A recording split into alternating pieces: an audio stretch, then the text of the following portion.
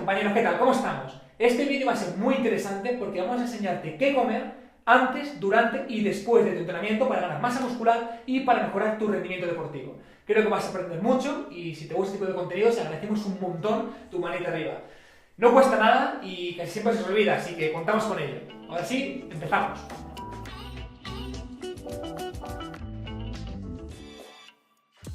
Bueno, compañeros, antes de empezar quiero decirte que para mí es un placer gigante estar con Guille de Fit Club. Voy a dejar aquí abajo su canal porque es un tío que aporta muchísimo y es muy bueno. De verdad te lo recomiendo. Así que Guille, encantado. Vamos a por ello. Bueno, como ha comentado David, vamos a tratar todo el tema del perientrenamiento, que lo primero que tenemos que entender es qué es. El perientrenamiento es una parte del timing nutricional. El timing, a su vez, es todas aquellas estrategias enfocadas a que tienen una intencionalidad de mejorar las adaptaciones producidas por el ejercicio, ¿vale? Lo que diferencia el comer por comer y utilizar una estrategia de timing realmente es esa intencionalidad, ¿vale? De mejorar las adaptaciones que genera este entrenamiento.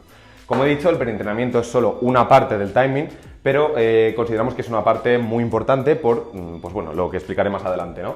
Entonces, tenemos que tener en cuenta que el perientrenamiento abarca principalmente la ingesta pre-entrenamiento, la ingesta intraentrenamiento en caso de que se realice y la ingesta post-entrenamiento, ¿vale? Entonces, tenemos que tener en cuenta que el qué y el cuánto se come es mucho más importante que el cuándo se come, ¿vale? Esto no le quita importancia al cuándo, de todos modos, como veremos más adelante.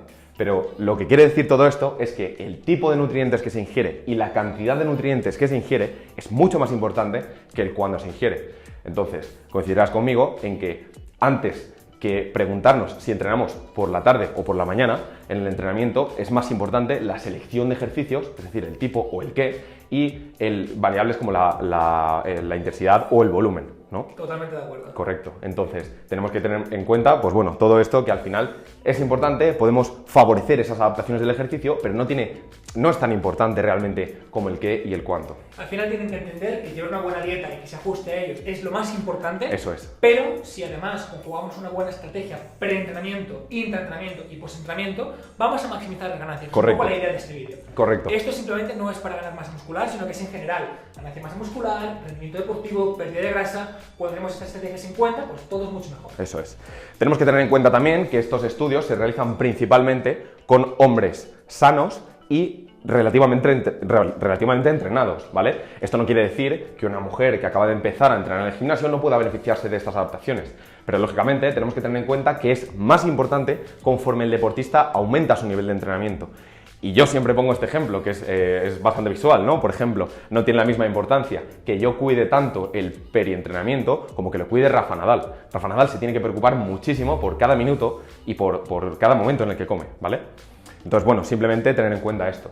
Como he dicho antes, el qué y el cuánto son muy importantes y el cuándo también importa. Pero claro, tiene una importancia mínima, aunque esta importancia cada vez es mayor conforme más se descuidan estos dos factores, y aún así tiene una importancia principalmente sobre dos procesos. El primero de ellos es la síntesis de proteínas musculares, que es lo que en inglés abreviamos como MPS, y la resíntesis de glucógeno, ¿vale?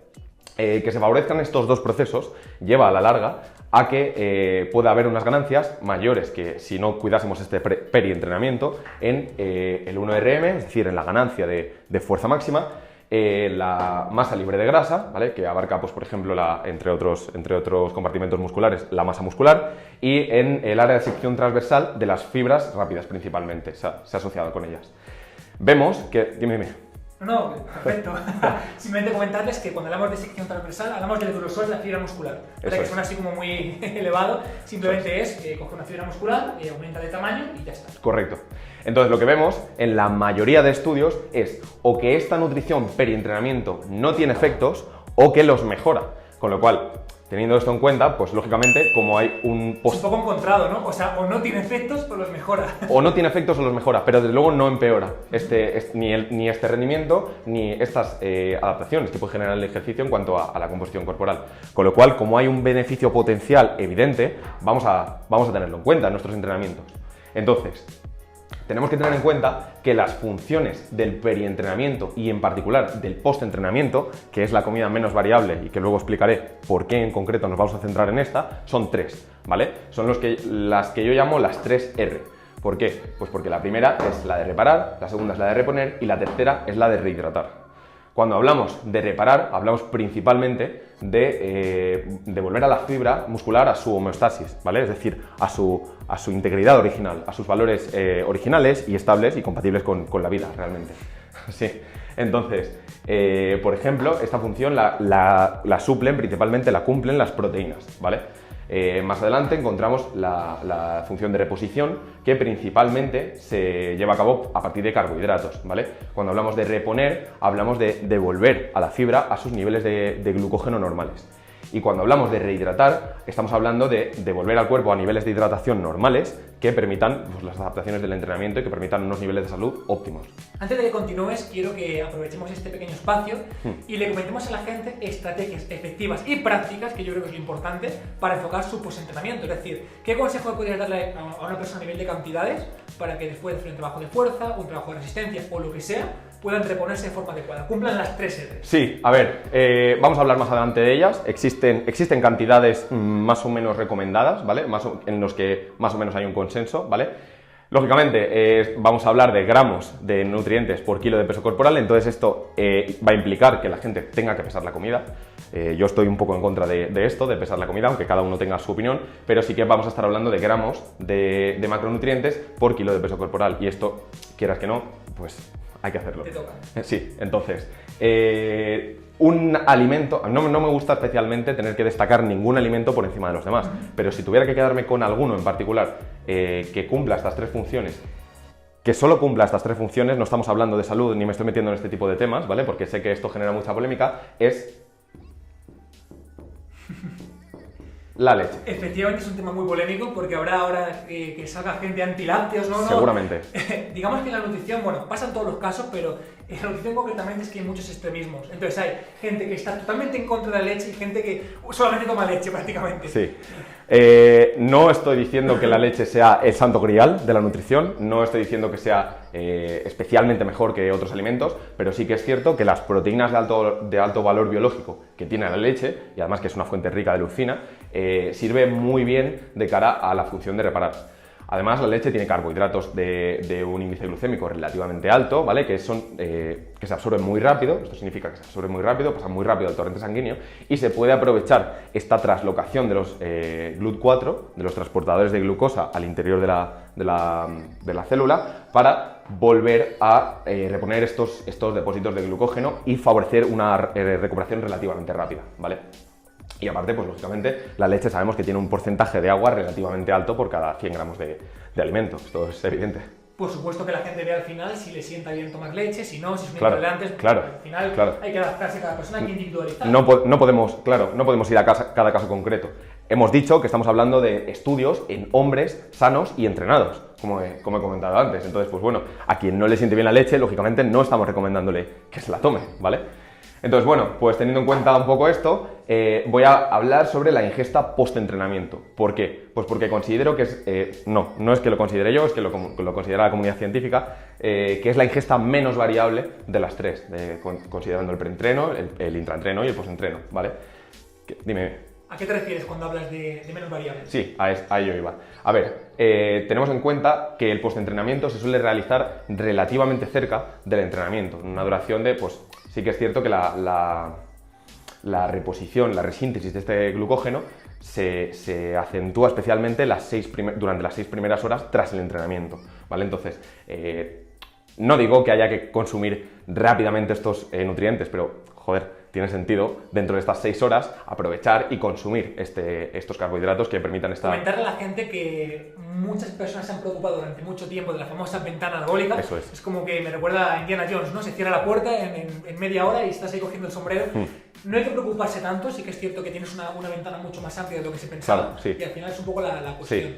Sí. Con respecto a los carbohidratos, sí que es cierto que es un pelín más corta, como he comentado, estas 6 primeras horas suelen ser críticas, pero con respecto a las proteínas, pues bueno, vemos que la síntesis de proteínas musculares puede estar aumentada un tiempo bastante largo, ¿vale? Se ven periodos de 24 horas, incluso mucho más largos, ¿vale? Entonces, ¿por qué digo que es la menos variable? Pues bueno, porque depende relativamente menos que el preentrenamiento y que el intraentrenamiento de variables como la intensidad del entrenamiento o el volumen de entrenamiento, ¿vale? Depende además menos del tiempo que suele pasar entre la comida y el entrenamiento, o el entrenamiento y la comida, porque como comento, se suele hacer relativamente cerca después de entrenar. Sin embargo, hay gente que tiende a entrenar en ayunas o bueno, en fin, no se puede generalizar Sí, con al final, por ejemplo, cuando llevas la comida intraentreno, pues por ejemplo, si eres un ciclista, vas a recorrer larga distancia, te interesa ir reponiendo quizá, Sí. o preentrenamiento. Sí, como voy a decir, o sea, todo esto está enfocado en deportistas de fuerza, ¿vale? Estamos hablando de deportes de fuerza. Sí. Si quieres un día, hablamos sobre deportistas de resistencia. Es un tema más complejo y como comentaré más adelante con respecto al intraentrenamiento, hay una gran diferencia entre la nutrición perientrenamiento de deportistas de fuerza y de deportistas de resistencia. ¿Qué se ha visto en deportistas de fuerza? Pues bueno, vemos que valores óptimos en cuanto al consumo de proteínas oscilan entre los 0,25 y 0,4 gramos de proteína por kilogramo de peso corporal. Esto quiere decir que una persona de 100 kilos, por poner números redondos, números enteros, tendría que consumir tras su entrenamiento entre 25 y 40 gramos de proteína, ¿vale? Como digo, es difícil generalizar, es difícil coger y bueno, pues simplemente decir que esta es la comida óptima y que con 40 gramos vas a ir bien, ¿no? Con 40 gramos hay quien puede ir bien, pero al final lo que cuenta es el cuánto, es el total, y sobre todo que estas proteínas sean de una calidad óptima, ¿vale? Se recomienda que la ingesta de leucina en cada comida sea de entre 700 y 3.000 miligramos, ¿vale? Entonces, pues bueno, sí que es cierto que, como he comentado, la leche es alta en leucina, por ejemplo, y nos serviría para esta comida, ¿vale? Y luego vamos con los carbohidratos. Hay un número en particular que es 1,2 gramos de hidratos por kilo de peso corporal, que se recomienda y que se considera como óptimo, ¿vale? En el que se ha visto que con cantidades superiores simplemente estamos tirando el carbohidrato y con cantidades inferiores necesitaríamos combinar esta ingesta de carbohidrato subóptima con una ingesta de proteína para así favorecer la secreción de insulina por parte del páncreas y con ella pues provocar todo tipo de reacciones metabólicas como la translocación de los GLUT4 que hemos comentado hasta la membrana celular y a partir de ahí favorecer esa captación de la glucosa y favorecer esa reposición del glucógeno. Entonces, en relación a esto, tengo 3 preguntas, ¿vale? Que suelen ser bastante habituales con respecto a la nutrición perientrenamiento que me gustaría tratar, ¿vale? Y la primera de ellas es, ¿qué pasa con la grasa y con la fibra? Porque no las hemos nombrado en todo este tiempo. Pues bueno, lo que tenemos que saber es que la grasa y la fibra son 2 nutrientes que retrasan el vaciado gástrico y eso es algo que particularmente no nos interesa en la nutrición perientrenamiento. No digo que no sean importantes, en absoluto, ¿vale? Me parecen muy importantes tanto la grasa como la fibra, pero si lógicamente nos están retrasando este vaciado gástrico, pues pueden provocar o que la ingesta preentrenamiento nos genere un malestar gastrointestinal durante toda la comida o que simplemente retrasen esta recuperación, ¿vale? Entonces, pues nada, simplemente decir eso. Con respecto al intraentrenamiento, quería comentarlo ahora, te me has adelantado un poco, pero bueno, el caso es que con respecto al intraentrenamiento no suele ser necesario en deportistas de fuerza, ¿vale? A pesar de lo que se comenta. Lógicamente esto depende muchísimo de la sesión, pero no es comparable. Dime. No, perfecto, sí, estoy totalmente de acuerdo. Cuando ves a un powerlifter entrenar, descansan 5 minutos. Al final el trabajo real que es a nivel muscular es muy pequeño. Es muy bajo, claro. Es un trabajo principalmente neuromuscular. Sí. Entonces, este deporte, el deporte de fuerza, no es comparable a nivel de gasto metabólico con respecto a los de resistencia, que no tienen nada que ver. Precisamente por eso antes te puse el ejemplo de un ciclista. Claro. Como hemos dicho antes, el porcentaje es la parte menos variable. Claro, es que realmente cuando comparas un trabajo de fuerza con un trabajo de resistencia, el de resistencia tiene un desgaste súper alto. Eso es. Entonces, sí que es verdad que precisamente has nombrado un ciclista y la mayoría de estudios en deportes de resistencia se suele hacer con ciclistas. ¿Vale? Entonces, bueno, de esto ya hablaremos otro día, pero el caso es que en la mayoría de ocasiones no suele ser necesario un intraentrenamiento en caso de deportistas de fuerza. ¿Qué lo queréis hacer? Pues bueno, proteína de rápida absorción y algún carbohidrato igualmente de rápida absorción, ¿vale? Tenemos, pues, se suelen utilizar maltodextrinas o incluso en algunos casos dextrosa, que es simplemente azúcar, que bueno, yo pues puedo estar más a favor o menos, pero bueno, tendríamos que valorar cada caso particular y entonces no me voy a meter en esto, simplemente. Y lo tercero, pues bueno, lo tercero suele ser una pregunta muy habitual y es que, como he comentado antes, si estamos llegando a esa ingesta óptima de carbohidratos, hay una pregunta muy importante y es, por ejemplo, si aumentamos esa cantidad de carbohidratos habiendo una cantidad suficiente, es decir, óptima, de proteínas, aumenta esto, perdón, porque Lo he cambiado, ¿vale? O sea, lo he puesto mal. En caso de... mira. A ver. Esto, perdonad, son los nervios del directo. En caso de que tengamos una cantidad suficiente de proteínas y aumentemos la ingesta de carbohidrato, el hecho de que aumenten hormonas como la insulina va a aumentar más la síntesis de proteínas musculares.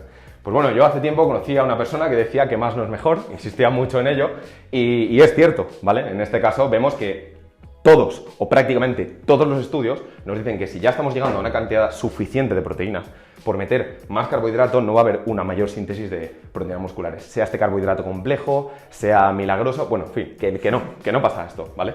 Entonces, aquí tendríamos que cambiar esto por la resíntesis de glucógeno, ¿vale? Ahora sí. Ahora sí. Resíntesis, ¿vale? Bueno, en fin. Si tenemos suficiente cantidad de carbohidrato y metemos más proteína, ¿va a aumentar la resíntesis de glucógeno? Pues no, vemos que no.